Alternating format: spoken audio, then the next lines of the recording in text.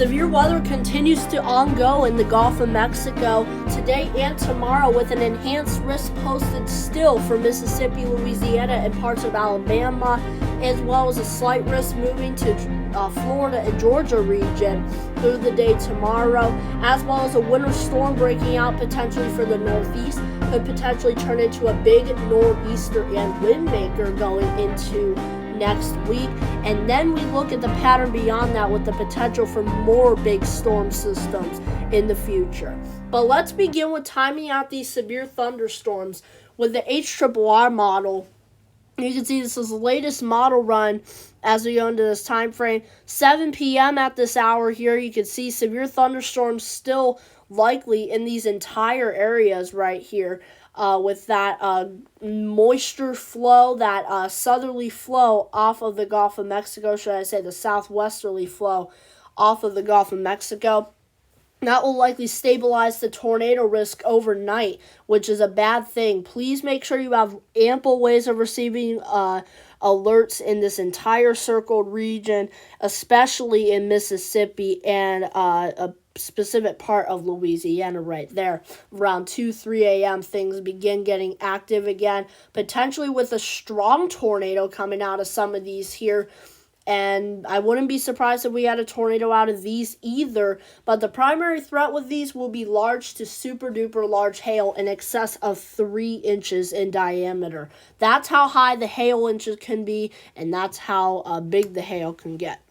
The cold front is right here just on the border of Louisiana. You can see it coming into the view right there. But still, timing out those severe thunderstorms, anything ahead of it will likely be capable of severe weather here. And then as the cold front begins to get closer, notice that those supercells, that southerly flow, is not going to unload all the thunderstorms here. They're going to be forced to unload at the Florida Panhandle and Georgia. So this is going to be probably a big day starting as early as tomorrow morning in Florida, Georgia, even portions of South Carolina getting in on some of that right there. But that is primarily focused on Alabama, Georgia, and the Florida Panhandle going into that time frame. The cold front swings through as we go into that time frame. 10 a.m. It's already through the eastern portion of Texas. And the severe thunderstorms are still having the potential of putting down large to very large hail, as well as a couple tornadoes here going into that time frame here. Now, taking a look at the significant tornado parameter for our friends here in Mississippi and Alabama, around tomorrow morning, not really going to be a big deal here, but however, we will have to watch for maybe a couple big water spouts offshore if some of those stronger thunderstorms get going there. And then as we go into the sunrise hours here, you can see we're beginning to see those supercells popping up, and those in there, you notice, have the potential of producing a supercellular tornado or something like that. But as we go into this time frame, you notice I accidentally restarted the model run. But anyway, let's go through it again. You can see that southerly flow is forcing this to go down. So at least that's the good side of these strong storms. They're not likely going to be capable of strong tornadoes. However, the Storm Prediction Center still has highlighted it for early on this afternoon. But I think that strong tornado time frame has actually gone down. So that is good news. And another thing to look at, we don't just look at strong tornadoes, but we just look at tornadoes for this here. And you can see as high as 10 p.m., we're still likely going to have these strong supercellular updrafts that will likely lead to the potential for more tornado warnings overnight, especially locked here in Mississippi, Louisiana region right here. That's really where we're going to be watching as we go into the overnight hours and tomorrow morning. Maybe a strong tornado. Like I said, that chance is not high. Knock on wood, that stays low. But as we continue this time frame into 9-10 a.m., note that we're likely going to continue with those supercellular updrafts that will likely produce a couple tornadoes here for our friends here in western Alabama and also eastern Mississippi. So that's going to be something to watch. Taking a look at the hail risk here, this is the temperatures way up in the atmosphere for rain to freeze and potentially fall as hail. We have enough cold air in the atmosphere to get that going. 39 degrees here aloft here in Alabama going into early tomorrow morning. That worsens as we go into the morning hours tomorrow. You can see 33 degrees aloft. That will likely allow for some large hailstones in these regions right here. So yeah, guys, large to very large hail will be a possible threat tonight and tomorrow morning primarily. But taking a look at our last severe weather threat, going overnight, you can see the thing is we're not looking at a huge damaging wind event with these thunderstorms here. Maybe a couple isolated severe wind gusts, maybe excess of 60 miles per hour, but I'm really not looking at anything too significant going into this time frame here. You can see maybe around 10, 11 a.m. might have some damaging winds in these regions. However, I'm not, again, looking at anything too significant with wind, so it will mainly be a large hail and tornado event, unfortunately. But aside from the severe weather side of this storm system, there is indeed a winter side, and as we go into this time frame, the winter side is really going to begin to get its act on here, especially about 1 to 2 a.m. tomorrow morning. We're talking about portions of Alabama right here, moderate to heavy snow building as we go into that time frame. And as we go into the afternoon and evening hours tomorrow, we'll likely stay all snow in these regions right here. Not a big snow event here, but it's likely going to bring down at least a period of moderate to heavy snow. So just be mindful if you're doing an evening commute in that region right there. Same thing goes for Tennessee and Kentucky, primarily focused west and south of those areas right there. But as we go into this time frame, that begins to move into the northern portion of Tennessee and the northern portion of Kentucky as well.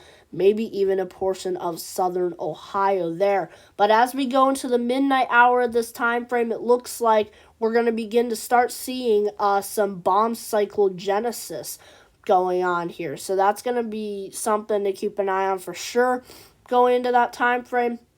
But going into early Tuesday morning here, this is 6 a.m. on Tuesday morning. Now you're talking about a humongous winter storm. All right, this already is going to be getting a lot of wind power with it, and that's soon going to become a nor'easter as it moves over here into that region with very high winds possible, as high near 50 miles per hour could be expected. All right, let's take a look at the total snowfall expected with this entire system. You can see everyone in this region will primarily get at least a dusting of snowfall from the system, but somewhere in the higher elevations, like talk about Pennsylvania, getting up into the New York region, could get as high as 8 inches of snow in that region. Lower elevations expecting maybe 2 to 4 inches at the most. So not really a big snowmaker with this, but it will sure as all heck be a wind maker as we go into this time frame. Notice tomorrow evening the snow side of the system with gusts embedded of 30 to 40 miles per hour at times. This will continue expanding as we go into this time frame. Midnight hour on Tuesday morning, we're talking about a big wind field with this entire system. Severe or not down here, it's going to be windy down here, and the snow side of the system will also be windy. So blowing snow could be a problem going into this time frame. But when this begins to undergo bombogenesis, look what happens. All right, we got the wind gusts here, but look at our wind gusts now. Now you're talking higher elevations of North Carolina, anywhere from as high as 70 miles per hour, hurricane force winds possible on the higher elevations of North Carolina going into Tuesday morning. Same over here off the coast of the Northeast here. off the coast of New Jersey. Could expect wind gusts as high as 50 miles per hour as we go into that time frame. And then, my friends, as we go into this time frame, when this thing undergoes bombogenesis some more, this is likely going to be a problem on our coastlines of the East Coast, all right? Primarily focused north of Virginia Beach, but also there could be some stronger wind gusts down here off the coast of North Carolina, even some milder, stronger gusts off the coast of South Carolina right there. So big wind field with this entire system, to say the least. And as we take a look at our Euromodel solution here, for the next 9 to 10 days here, you can see the Euromodel, same thing, has this thing going up here. However, the severe weather is a little more minimized down here because notice there's a lot more rainfall embedded in this. So that's going to be something to keep an eye on. Maybe a little bit of a laid-back threat if that were to occur. But right now, the HRRR short term, like I said, rewind the video to about 1 minute if you want to see the thunderstorm timing, doesn't give that solution. So still something to keep an eye on, but the models are definitely saying that we're going to get a big storm system here. But looking at the Euromodel, the snowy side is actually not that bad until we get into around late Tuesday morning. This is where things could begin to get interesting. And this is what the HRRR model showed. Heavy snow for portions of West Virginia getting up into Pennsylvania. And then as we go into 8 to 9 a.m. here, now you're talking about a whole entire nor'easter here, all right? A massive nor'easter. And it's likely going to bring wind gusts, like I said before, as high as 50 to 60 miles per hour off the coast of the Northeast. So coastlines of the Northeast, like Massachusetts and also getting up into Vermont, maybe even Maine right here. Watch out for those wind gusts. They will be very high and they could be impactful. So just be aware of that. By this time frame, around Wednesday the 14th here on Valentine's Day, look at this. We're watching a little bit of a storm system here. We're going to have to be watching two pieces of energy as we go into this time frame. Do they come together? It looks like they will, but it looks like there's going to be a rainy side of this as well. So still something interesting to keep an eye on here. Potential Clipper system going into the day after Valentine's Day. And then maybe another nor'easter for the Northeast. That's going to be something to keep an eye on, and that is still a question mark. So still watching the trends. Still watching the trends of that storm. But anyways, looking west, we're already going to be watching another storm system with two pieces of energy already getting up on the United States here, all right? Doesn't look like this one's going to be a big snowmaker. However, something catches my eye as we go into this time frame. We have another atmospheric river for the West Coast, all right? They've gotten a break, and they're going again. So that's going to be something to keep an eye on. And we're also watching these two pieces of energy going into the 17th, 18th time frame. Again, it doesn't look like this is going to be a big snowmaker. However, this next one in the west, my folks, boy, can this one be impactful.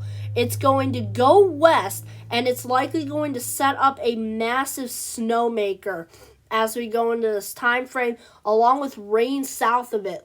Like I said, with these storm systems out ahead, they are pretty uncertain. So like for example, there's like a 1 in 10 chance that this will bring a snowstorm to New York and the Northeast. There is a chance, but it's not likely. And there's also a 1 out of 10 chance that there will likely be a big East Coast low. We're going to have to watch that low very closely, but still, it's very uncertain, so I'm not really going to go too into detail with that. But if that does come together, it sure does look like it's going to bring a lot of wind energy with it, so that's going to need to be watched.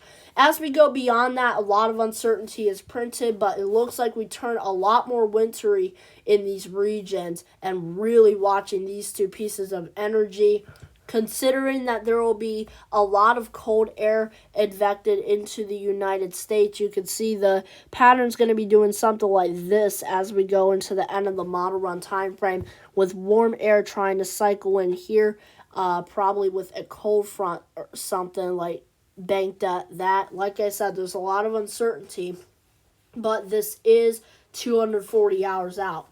But you can see that cold air trying to slam into the United States there, along with those two pieces of energy with warm air and, mild air, not warm, and then very cold air. So that could be something to watch. Maybe a blizzard as we go into the last week of February. But what I can tell you is it's going to get a lot more active across the United States here. All right, we're going to do week by week, the 18th through the 25th. All right, you can see we potentially have troughing ongoing for these regions right here, potentially with a storm system. Think of this blue as just basically low pressure, all right? And think of the reds as high pressure, all right? As of right now, it's printing a high-pressure ridge over much, if not all, of the northern portion of the United States. But watch what happens. It's like a transform as we go into the last week of February, into the first few days of March. All indication is that some sort of storm system might be brewing here. All right, I'm not going to say this for sure because we're so far out from that. But look at this. If this storm system happens, boy, it will be a strong one, because you're likely going to have, one, a high-pressure blocking pattern potentially over here. That's very unusual for this time of year. And as we go into the East Coast, look at this big trough out of Canada here. And this could potentially be a big snowstorm or something for this region right here if this comes together, considering that the pattern's likely going to be, like I said, doing that ridge right there and then really just plunging cold air into the United States during that time frame. So this is one to really watch as we go into this time frame. I'm not going to print any areas right now, but guys, just know that we have an active last week of February and also a first half of March ahead, especially for the East Coast. Thank you so much for watching. That's all I have for you. I'm Severe Storm Filmer. Thank you for watching. Make sure you like and subscribe so you don't miss out on any other weather forecasts.